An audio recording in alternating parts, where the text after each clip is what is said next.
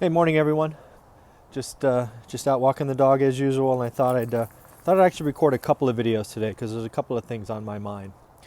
The first one is going to be about investing, potentially investing, perhaps where Amazon has just announced its second headquarters on the East Coast.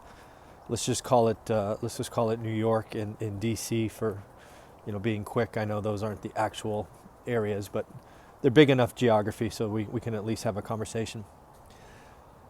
I've read some articles on it. It's talking about 50,000 jobs eventually being at these headquarters, and the question is, is there an investing opportunity? Well, first off, there's certainly interest in that area. I think if you just go look for research, there's already articles out about interest and searches and all the analytics saying that people are already looking there.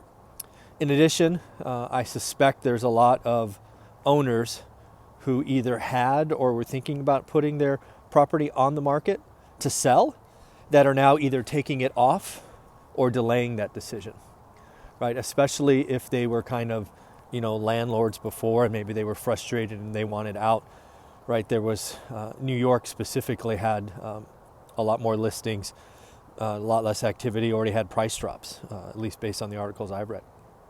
And I suspect a lot of them are going, you know what? I'm going to take it off the market. I'm going to wait 6 months, a year, and see what happens. Then there's Google, right? I just read an article this morning where Google is, I think, potentially spending $110 million on a big tract of land in San Jose. I don't remember what it was, 10, 15, 20 acres, something big. First off, I didn't know those acres still existed in San Jose, but I guess they do. And that's why they cost $110 million. But the question then again is, do you invest, in front of, Google developing something, right? So I think there's a couple of things to think about. First, if you've heard any of my videos, especially some of the earlier ones, I don't believe in investing for appreciation. I think appreciation happens. I like appreciation. I just don't invest for it, right? This goes back to my, common phrase of no alligators, right? I don't like having properties that I have to feed every month, right? I don't like properties that are negative cash flow, $500, and I have to, feed it and then hope appreciation bails me out on the backside. That's not what I do. There are lots of investors that do make that decision, however. It's just not something that I recommend. I think it's short-sighted. I think you're gambling, frankly. And maybe it's because of my experience after the crash, seeing a lot of people who were playing that game lose everything. So maybe I'm an idiot. Maybe I'm wrong. But I'm here to tell you that I don't invest for appreciation. I will not talk about investing for appreciation. So it's not something I would do. But, there's another thing to think about. I think it's fair to say that rents are going to go up in those areas. I think it's fair to say that in New York, especially around where the headquarters is, rents probably will go up, I don't know, 10, 15, 20% probably within 2 years. So if you were an owner and you were cash flowing today, it makes perfect sense for me why you would take that off, right? If you truly had a cash flow property today and you were thinking about selling it for whatever reason, I think it makes perfect sense to take it off the market. I do not believe it makes sense to buy a property today and hope for the rent to increase to cash flow, right? If you're watching this and you're thinking, okay, great, I'll buy a negative cash flow $100 because I expect rents to go up 20% and then I'll be positive.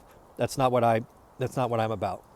The property's got to cash flow the day you got it. Who's to say that something doesn't change and Amazon moves their headquarters and then you're stuck? So again, I don't invest for appreciation. I don't invest for false promises. You won't see me investing in New York on that basis. You won't see me investing in San Jose. I think San Jose, back to the Google one, is already too expensive. I did some rough numbers this morning, and it looks like you'd have to put 40 or 50% down in San Jose to make something cash flow. I think anybody looking to invest out there is investing for appreciation, and that is not something I support. It's exciting, it's sexy, it's all of those things, but it's too much risk, right? Having an alligator of several $100s or even $1,000, and if you buy in San Jose, is not a recipe for long-term success. So I think it's exciting to watch. I think the headlines are great. I think there's going to be a lot of people that make investing decisions based on appreciation. But if you follow what I talk about, use conservative financing, long-term hold, let time help you, you won't be one of them. All right, have a great day.